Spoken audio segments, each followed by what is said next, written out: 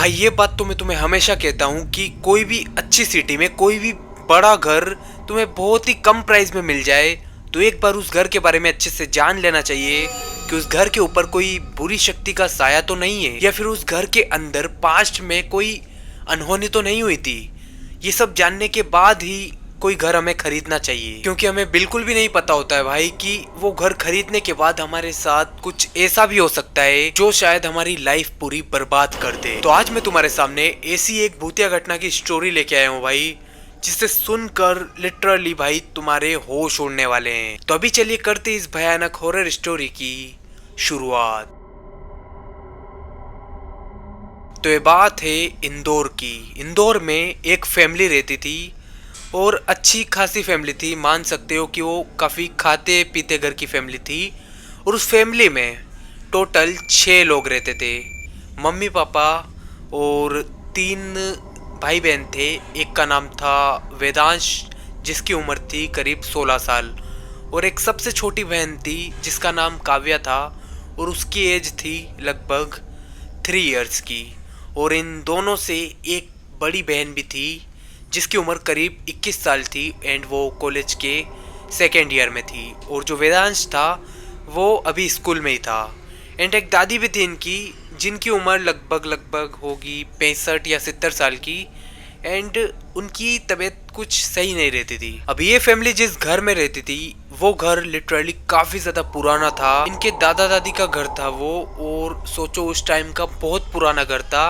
तो इस घर को ना इन्हें सेल करना था क्योंकि ये घर बहुत पुराना हो चुका था एंड दीवारों पे भी मतलब दरारें आ गई थी और एकदम बहुत पुराना हो चुका था। तो ये सभी घर के मेंबर डिसीजन लेते हैं और सोचते हैं कि अब ये इस घर को सेल कर देंगे और इंदौर के अंदर ही कोई अच्छा बड़ा घर देख के खरीद लेंगे, क्योंकि ये घर इनका बहुत बड़ा था तो काफ़ी अच्छे पैसे इस घर के आ सकते थे। वेदांश और सान्या के पापा थे वो ना काफ़ी टाइम से कोई घर फाइंड कर रहे थे इंदौर के अंदर ही, बट उन्हें कोई अच्छा घर नहीं मिल रहा था इनके लेवल का जो ये डिज़र्व करते थे। पैसे थे इनके पास ठीक ठाक, तो ढूंढते ढूंढते इन्हें काफ़ी टाइम हो जाता है। अभी एक दिन की बात थी जब वेदांश के पापा, जिनको मैं नाम देना चाहूँगा शर्मा जी, ठीक है, तो जो शर्मा जी थे वो अपनी जॉब से ड्यूटी पे से घर आ रहे थे।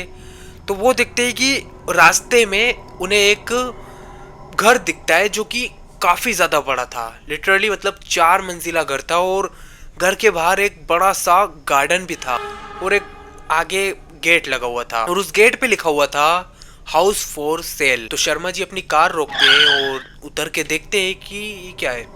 तो वो देखते हैं कि उस बोर्ड के वहाँ पे लिखा हुआ था भाई ये घर, मतलब पूरा उसमें डिटेल में लिखा हुआ था कि वो जो घर था वो 60 लाख रुपीस का है। वो देखते हैं कि वो जो बोर्ड है उस पे लिखा हुआ है कि ये जो घर है वो बेचना है। उनकी मांग थी 60 लाख रुपए में बेचना था घर।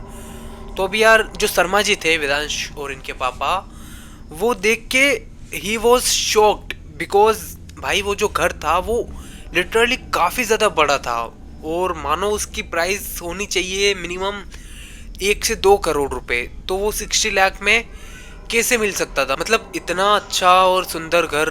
तो ऑब्वियसली वो थोड़ा शॉक्ड थे वो देखने के बाद, और कहीं ना कहीं मन ही मन खुश भी थे बहुत ज़्यादा कि यार इतना अच्छा घर इतने कम प्राइस में। तो फटाफट से अपनी कार में बैठते हैं, वो जो नंबर लिखे हुए थे वहाँ पे बोर्ड पे वो नंबर नोट करते हैं, अपनी कार में बैठते हैं और वापस अपने घर जाते हैं। अपने घर जाके सभी को, वेदांश के मम्मी को, दादी को, वेदांश को, सान्या को, सबको वो बात बताते और घर का फोटो भी खींच लेते और घर का फोटो दिखाते हैं। तो ये जो फैमिली वाले थे भाई वो भी हैरान से रह जाते हैं वो देखने के बाद कि मतलब इतना अच्छा घर इतने कम बजट में कैसे। तो कहीं ना कहीं सभी खुश हो जाते हैं, सभी बोलते हैं कि पापा बात करो आप जल्दी और खरीद लो यही घर, हमें तो बहुत पसंद आ गया है, जल्द से जल्दी से खरीद लो और नहीं रहना इस घर में, टूटे फूटे घर में, ऐसा बोलते हैं। जो वेदांश और साधना के पापा थे वो फटाफट से उस नंबर पर कॉल लगाते हैं और बात करते हैं, जो भी था घर का मालिक, घर के मालिक से बात करते हैं। तो जो थे ओनर उस घर के वो बोलते हैं कि हाँ इतने में बेचना है 60 लाख रुपीज़ में। तो जो भी थी डील वो एक बार मिल लेते हैं एंड डील फाइनल कर देते हैं एंड उस घर को परचेस कर लेते हैं, फाइनली उस घर को खरीद ही लेते हैं। अभी ये जो पूरी फैमिली थी अपना सामान वगैरह शिफ्ट करते वहाँ पे एंड इनका एक डॉग भी था भाई जिसका नाम था टफी। एंड अपना साफ सफाई करते हैं। जो शर्मा जी थे वो तो अपना ऑफिस निकल जाते हैं, और जो साधना थी वो भी अपना कॉलेज के लिए निकल जाती है, और जो वेदांश था वो भी अपना स्कूल के लिए निकल जाता है। अभी घर में थे सिर्फ काव्या, वो जो छोटी लड़की थी 3 साल की, वो एक उनका डॉग टफी और इनकी मम्मी और इनकी दादी, यही लोग कुछ घर में थे। अभी जो वेदांश की मम्मी थी वो पूरे घर में साफ सफाई कर रही थी, क्योंकि घर बहुत बड़ा था, तो साफ सफाई कर ही रहे थे कि वो बाहर जाते हैं जब गार्डन में, तो गार्डन में वो देखते हैं कि इनका जो डॉग है टफी वो अलग ही कोने में जाके भौंके जा रहा है कंटिन्यूसली। तो ये वेदांश की मम्मी जाके देखते हैं वहाँ पे कि कहाँ भौंक रहा है, तो ये देखते हैं कि वो जहाँ भौंक रहा है वहाँ पे एक गेट सा है जमीन पर। जैसे ही ये उस गेट को खोलते हैं तो ये देखते हैं कि अंदर एक बेसमेंट है। लिटरली ये हैरान से रह जाते हैं कि ये बेसमेंट के बारे में तो बताया ही नहीं हमें कुछ, बेसमेंट भी है क्या इस घर में। ऐसा करके ये खोलते हैं गेट को और बिना कुछ सोचे समझे उस बेसमेंट के अंदर चले जाते हैं। एंड जैसे ही उस बेसमेंट के अंदर जाते हैं तो लाइट एकदम ऑफ थी, पूरा अंधेरा था। लाइट वगैरह ऑन करते हैं और ये देखते हैं कि उस बेसमेंट के अंदर से लिटरली इतनी ज़्यादा वाहियात बदबू आ रही है जिसे सूंघ कर मानो कोई भी बेहोश हो जाए, इतनी वाहियात बदबू। ऐसा सा लग रहा था जैसे कोई बहुत सालों पुराना सड़ा हुआ मांस पड़ा हुआ है और उसकी बदबू आ रही है। ये कंट्रोल नहीं कर पा रहे थे उस गंध को। स्टिल वो कोई मास्क वगैरह कपड़ा वगैरह लगाते हैं और साफ सफाई करने लग जाते हैं। अब ये देखते हैं कि उस बेसमेंट के बीचों बीच नीचे एक लकड़ी की कुर्सी पड़ी हुई है और उस कुर्सी के ऊपर एक बहुत ही ज्यादा डरावनी डॉल पड़ी हुई थी। ये देखकर शॉक्ड थे कि यार ये डॉल मतलब अजीब सी क्यों लग रही इतनी। वो लिटरली ऐसी थी कि उसे देख के हर कोई डर जाए, और ये तो ऊपर से बेसमेंट के अंदर थे। तो ये देखते कि डॉल पड़ी हुई है, स्टिल ये ज़्यादा फोकस नहीं करते और अपना थोड़ा बहुत साफ सफाई करते, इधर उधर देखते हैं कि क्या सामान पड़ा है अंदर। ये सब देखकर ये वापस बेसमेंट से बाहर निकलते हैं। एंड जब ये सीढ़ियाँ चढ़कर बेसमेंट से बाहर जा रहे थे तो इन्हें अपने पीछे से एक आवाज़ आती है, और वो आवाज़ किसी बच्चे के हंसने की थी और वो कंटिन्यूसली हंसे जा रहा था। ये फटाफट से पीछे मुलटते हैं, पीछे कोई भी नहीं था, सिर्फ वो भयानक डरावनी डॉल पड़ी हुई थी उस कुर्सी पे। इसके अलावा पीछे कोई भी नहीं था।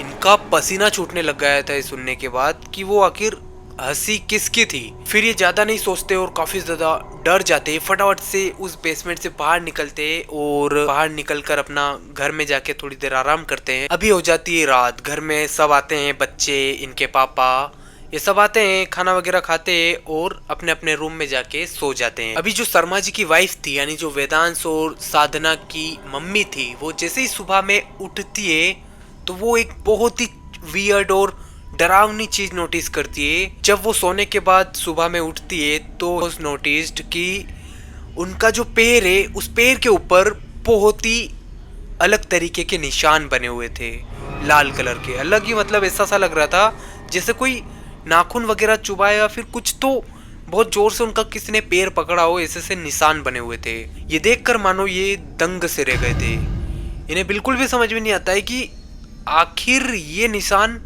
कैसे आए। शर्मा जी से पूछते हैं ये कि सुनिए ना, ये पैरों पे निशान आपने लगाए क्या कुछ रात को।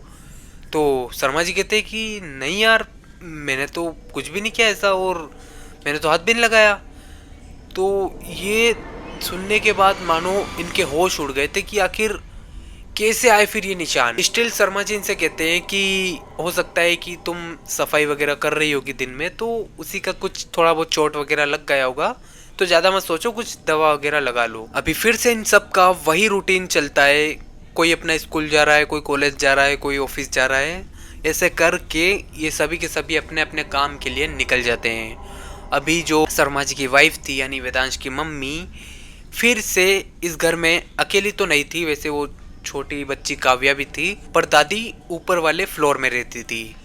तो ये फिर से अपना साफ सफाई वगैरह घर का काम वगैरह करते हैं। अभी जब वेदांश की मम्मी अपना घर का काम कर ही रही थी तो इन्हें दिन दोपहर को सडनली इनके डॉग के भौंकने की आवाज आती है कंटिन्यूसली। जो टफी था वो कंटिन्यूसली किसी चीज को देखकर भौंक रहा था। ये फटाफट से बाहर निकलते हैं, ये देखते हैं कि वो जो टफी था वो उसी बेसमेंट की तरफ देखकर भौंके जा रहा था कंटिन्यूसली। इन्हें ऑब्वियसली थोड़ी अजीब सी लगती है बात कि आखिर ये कुत्ता उधर देख के क्यों भौंक रहा है। फटाफट से जाते हैं, फिर से डरते हुए बेसमेंट का दरवाजा खोलते हैं तो ये देखते हैं कि इस बार भी उसी दिन की तरह सेम बदबू आ रही है बेसमेंट के अंदर से। स्टिल इन्हें समझ में नहीं आता है कि आखिर ये बदबू आ कहां से रही है, क्योंकि नीचे जब ये गए थे तो इन्हें कुछ दिखा भी नहीं था, कोई मरा हुआ जानवर वगैरह कोई भी नहीं दिखा था। तो आखिर ये बदबू कहाँ से आ रही थी। ये ज्यादा नहीं सोचते हैं, फटाफट से उस बेसमेंट का दरवाजा बंद करते हैं और अपना वापस अंदर आके अपना काम करने लग जाते हैं। अभी होता क्या है, जब ये अपने किचन में कुछ काम कर रहे थे तो इन्हें पता नहीं कहाँ से क्यों और कैसे अपने किचन में से ही बच्चों के हंसने की आवाज आती है। भाई ये तो पॉसिबल ही नहीं था, क्योंकि घर में कोई बच्चे थे ही नहीं। थी एक काव्या नाम की वो 3 साल की बच्ची, लेकिन वो तो अपना हॉल में सो रही थी। तो आखिर ये हंसने की आवाज कैसे, और कोई दिखाई भी नहीं दे रहा था। ये बहुत ज़्यादा डर जाते हैं भाई इस बार कि हाउ दिस इज पॉसिबल, कहाँ से आवाज आ रही है। कुछ भी समझ में नहीं आता इन्हें। जैसे तैसे करके दिन गुजार देते हैं। अभी फिर से शाम होती है, रात होती है। सभी घर वाले मस्त खाना वगैरह खा के अपने अपने बेडरूम में जाके सोते हैं। स्टिल जो शर्मा जी की वाइफ थी वो किसी को भी कुछ भी ये बातें नहीं बताती है कि बेसमेंट में से ऐसा हो रहा है, मतलब ऐसा जो कुछ भी था नहीं बताते, अपना अपना सब सो जाते हैं। अभी जो शर्मा जी की वाइफ थी उनकी नींद खुलती है रात के करीब 2 बजे, क्योंकि इनके घर के बाहर से आंगन में से जो गार्डन था उसमें से कंटिन्यूसली टफी के भौंकने की आवाज आ रही थी। सडनली इनकी नींद खुलती है, ये देखती है कि रात के साला 2-2:30 बज रहे हैं। इतनी रात को टफी इतना भौंक क्यों रहा है। फटाफट से दरवाजा खोल के बाहर निकलते हैं तो ये देखते हैं कि जो टफी था उसकी चेन खुली हुई है और वो बेसमेंट के पास ही जाके बेसमेंट की तरफ इशारा करके भौंके जा रहा है कंटिन्यूसली। ये फटाफट से भाग के जाते हैं बेसमेंट के पास। ये देखते हैं कि बेसमेंट के पास कोई नहीं है, सिर्फ टफी भौंके जा रहा है, भौंके जा रहा है। स्टिल पता नहीं क्या था इनका, क्या नहीं था, कहाँ से आई इतनी हिम्मत भाई पता नहीं। बट ये उस बेसमेंट का दरवाज़ा खोलते हैं और मन ही मन सोचते कि साला एक बार देख ही लेती हूँ जाके अंदर कि क्या है अंदर। दरवाज़ा खोलते हैं, चाहते तो ये अपने हस्बैंड को भी उठा सकते थे बट नहीं बोला उनको। बेसमेंट का दरवाज़ा खोलते हैं, अंदर जाते हैं। स्टिल अंदर से वही बदबू आ रही थी भाई, वही वाहियात बदबू। अपना जैसे तैसे करके मुंह पे हाथ वगैरह रख के जाते हैं अंदर, लाइट वगैरह ऑन करते हैं और ये देखते हैं कि वो जो डॉल पड़ी हुई थी, वो जो चेयर पे लकड़ी की कुर्सी पर जो डॉल पड़ी हुई थी डरावनी, उस डॉल को पकड़ कर बैठी हुई है इनकी सबसे छोटी लड़की काव्या, जो कि सिर्फ 3 साल की थी। ये देखकर मानो इनके पैरों तले जमीन खिसक गई। उन्हें समझ ही नहीं आता है कि ये क्या, कैसे काव्या क्या कर रही है यहाँ पे। भाई इनके होश उड़ गए, क्योंकि वो तो इतनी छोटी थी कि रात के 2-2:30 बजे अकेले बाहर भी नहीं निकल सकती थी। वो देखती है कि वो जो भयानक डॉल थी डरावनी, उसे पकड़ कर उस कुर्सी पर बैठी हुई है। ये फटाफट से भाग के जाती है और उस डॉल को पकड़ के फेंकती है साइड में और काव्या को फटाफट से तोकती है और वहां से उठा के बेसमेंट से बाहर निकलती है। एंड जब ये बेसमेंट से बाहर निकल रहे थे तो इन्हें फिर से उसी बच्चे के हंसने की आवाज आने लगी जस्ट पीछे से। बट पीछे देखते हैं तो पीछे कोई भी नहीं था, सिर्फ वो गुड़िया पड़ी हुई थी नीचे। ये देखकर ये बहुत ही ज्यादा घबरा जाते हैं, बहुत ही ज्यादा डर जाते हैं। जैसे तैसे करके बाहर निकलते हैं और अपने घर में जाते हैं और चुपचाप जाके काव्या को भी सुला देते हैं। और इन्हें तो भाई नींद ही नहीं आती है उसके बाद से, क्योंकि ये जो भी था कोई नॉर्मल इंसिडेंट तो नहीं था। तो इन्हें पूरी रात तो मानो नींद ही नहीं आती है। और सुबह उठते हैं, शर्मा जी को सारी स्टोरी बताते हैं कि रात को ऐसा ऐसा हुआ था, काव्या उस बेसमेंट के अंदर गई थी, पूरी स्टोरी बताते हैं।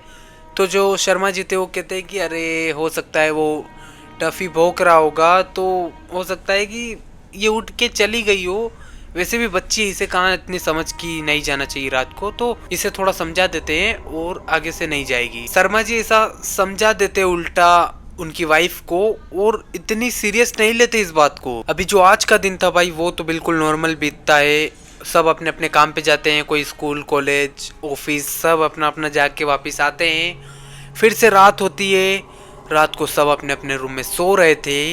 एंड आज फिर से जो शर्मा जी की वाइफ थी उनकी नींद खुलती है फिर से 2 बजे, और फिर से वो देखते हैं कि जो टफी था वो कंटिन्यूसली भौंके जा रहा है फिर से।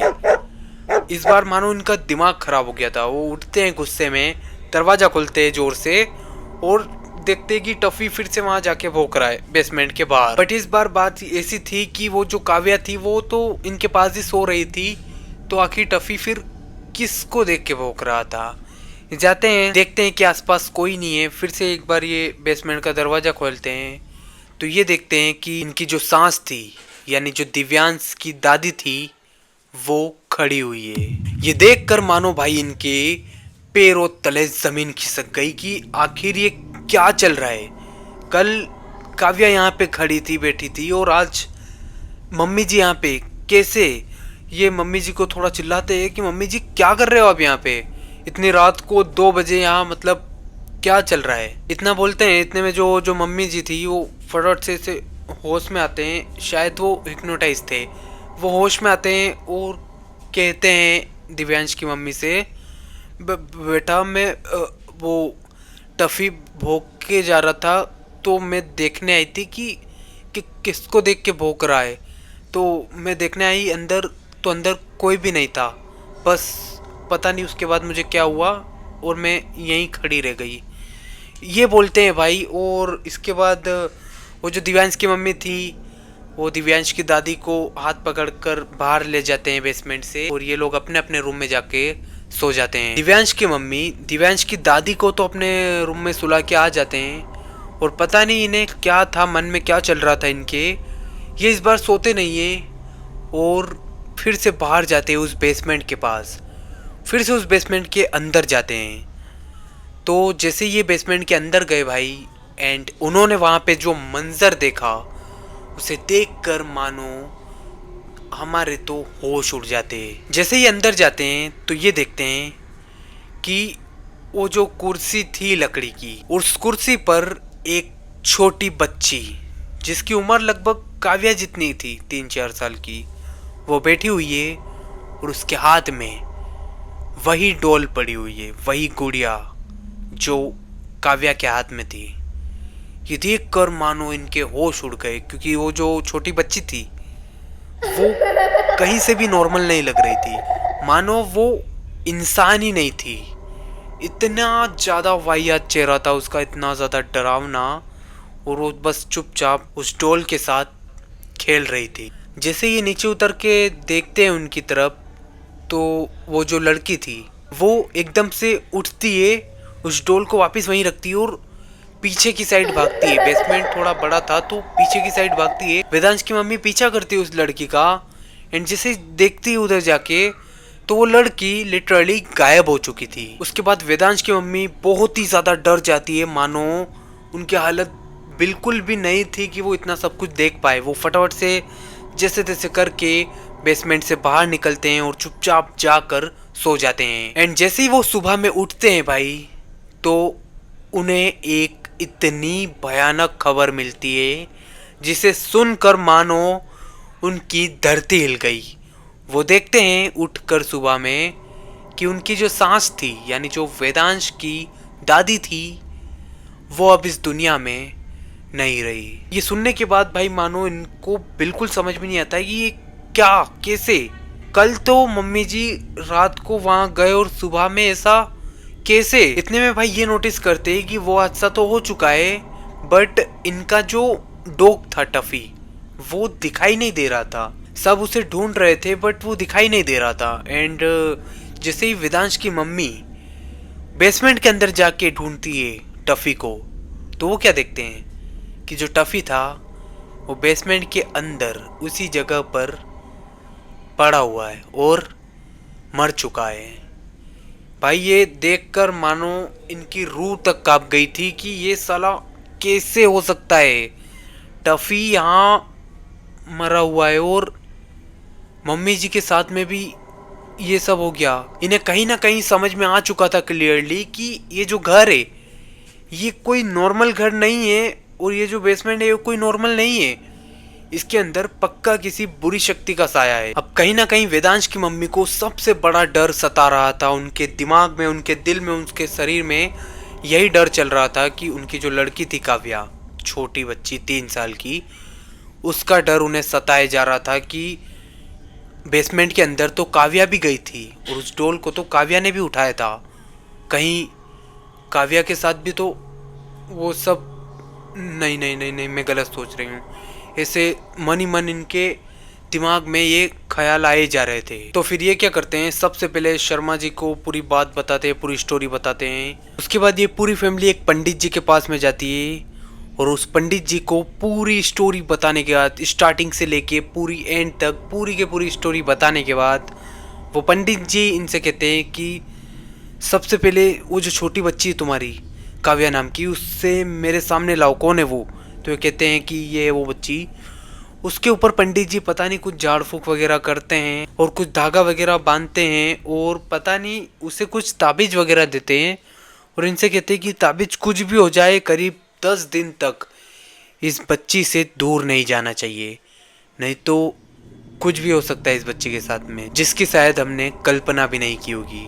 उसके बाद से ये लोग वापस अपने घर आते हैं और वो जो बेसमेंट थी उस बेसमेंट का भी झाड़ फूक वगैरह करवाते हैं, पूजा पाठ वगैरह करवाते हैं उस बेसमेंट की। एंड इन्हें पता चलता है उस पूजा पाठ में, उस एग्जोर्सिज्म में, कि उस बेसमेंट के अंदर एक छोटी बच्ची की आत्मा भटकती थी जिसकी डेथ इस बेसमेंट के अंदर ही हुई थी। वो पूजा पाठ करने के बाद इन्हें पता चल जाता है कि ये सब हादसा हुआ था। तो पूजा पाठ करवाने के बाद उस बेसमेंट पे हमेशा के लिए ताला लगा दिया गया था। पंडित जी ने कह दिया था कि इस बेसमेंट को कभी भी मत खोलना। उसके बाद से इस फैमिली के साथ धीरे धीरे सब कुछ नॉर्मल होने लगा और उस बेसमेंट को उसके बाद से उन्होंने कभी भी नहीं खोला।